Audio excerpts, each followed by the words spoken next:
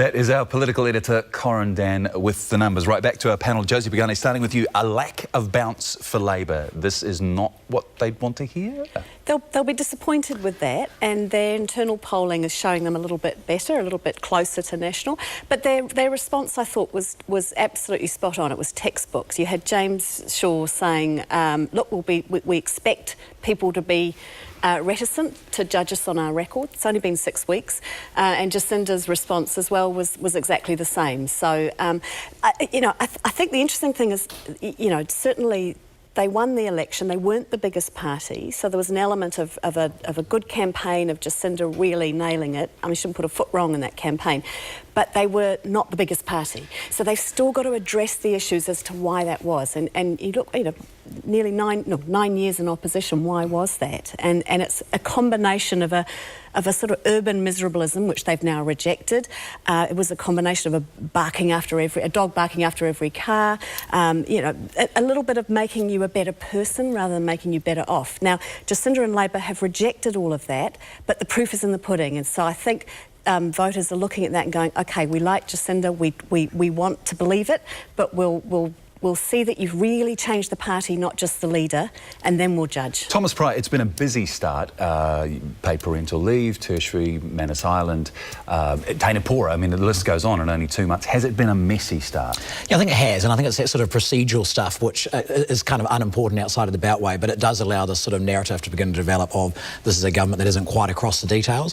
And I mean, at an operational level, I think they have been scrambling, simplest, getting ministerial officers staffed and things like that. And there's always a few of those sort of early problems, but I think the challenge for Labour and for the government is they'll have to go away over the summer break and they need to come back firing, in February when the House returns, and they need to ensure all that kind of basic procedural business as usual stuff is looked after, because if not, this will slowly begin to develop, and I think National have been quite good at exploiting it so far, so the challenge for them will be carrying that on into the new year, I think. Mike Tunner, I wonder if some of this is a result of, this is our first for quite some time, genuinely MMP government. Is this some of the factor in that? Yeah, I think so. I think because they've been kind of in opposition for 9 years, it's actually a total dynamic change for them. They really were expecting, I think, to be in opposition, and now they've been given this opportunity, and I mean, they are really, especially Jacinda, really running for it, and I think hats off to her. I can't believe when I see her speak now, representing the whole of New Zealand. From where I am in Porirua, there's a whole lot of, I guess, trust building around a young woman who's a great leader.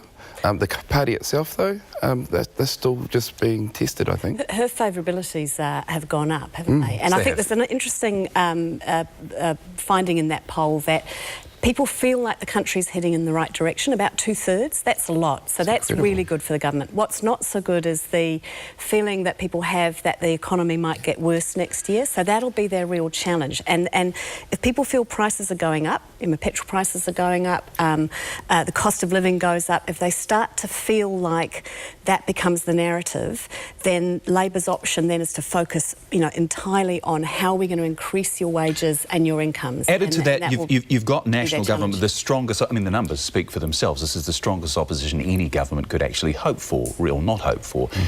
Simon Bridges on the warpath. How much of a factor is that going to be going ahead in the next 12 months? This is the strongest opposition we've ever seen in New Zealand in terms of numbers, and I think National they've been united.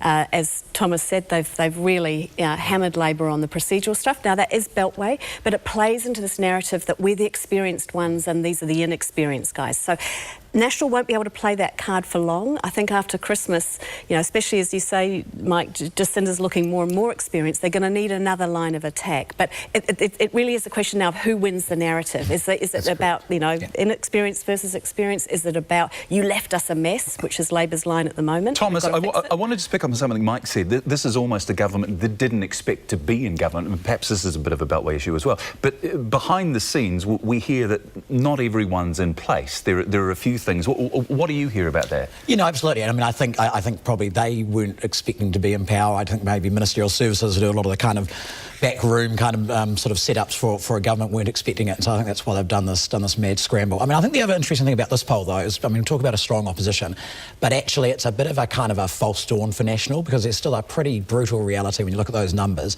that they are the biggest party, but they still have got no friends and they're still unable to form a government. And I think that's just going to be a massive challenge for them over the next 3 years. Because, I mean, you go, where can they go from here? Maybe they'll pick up a few more percentage points from New Zealand First, perhaps. Maybe one or two of sort of soft Labour voters. It still leaves them a little bit short. And I think it's going to be a long, ongoing challenge for them. They'd be better to be making friends with New Zealand First in the long term, wouldn't they? Because the reality of this election campaign was that they cannot govern alone. No one government can, and no one party can.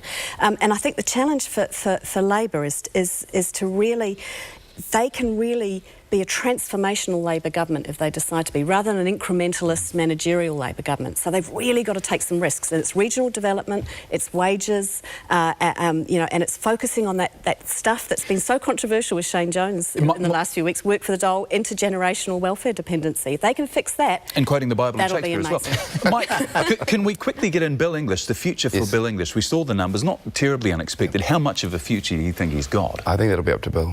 I think he's a very steady hand, and he actually showed in that term, short term he had as Prime Minister, he actually had really good ideas, and the party were behind him. I think that's totally up to Bill, and it'll require, though, the support of the leaders of the party. I think he's got a lot more to give to New Zealand. You've also got a lot of people who want the job, don't you, Thomas? Should he stay on? Well, I mean, again, I think that's up to Bill, and I think if he wants to stay on, the party will let him stay on. I don't think he'll be challenged, so he'll go on his own terms. There's no one obvious to... And that's the interesting thing. There is no front runner. There's a huge amount of people trying to position themselves, from Bridges to Adams to, some of the younger ones who are coming through, but there is no clear front runner, actually. And I think that will be weighing pretty heavily in their mind. They'll see the damage did to Labour in 08 when they went into opposition. There were leadership changes and that constant kind of internal distractions, and they'll want to do everything to avoid that. And I think there's one thing that National's quite good at. It's being quite pragmatic to do what it takes to stay in power. So I think as long as they think English is the best option, they'll stay with him. And I think they'll leave it in his hands wherever he wants to go. But I would think probably in a year, it wouldn't surprise me if he decides to stand down and give a good runway for whoever the next leader is. His favourabilities were good in that poll, and I think that the release of some data out this week about child poverty, that 20,000 kids have been lifted out of material hardship. Now, that's not nothing. And I think the challenge of opposition for National is to come up with good ideas. That's what you do in opposition. You can take risks, you can have a real contest of ideas. That's probably what Labour didn't do enough of in opposition, and they'd be in a better position now if they had done that. All right, we will turn to our panel a little later on. The Q&A One News Comar Brunton poll was of just over 1,000 eligible voters and taken between November 29th and December the 5th. Interviews were conducted using a 50-50 split, this is new, of landline and mobile phones. The poll has a margin of error of plus or minus 3.1%.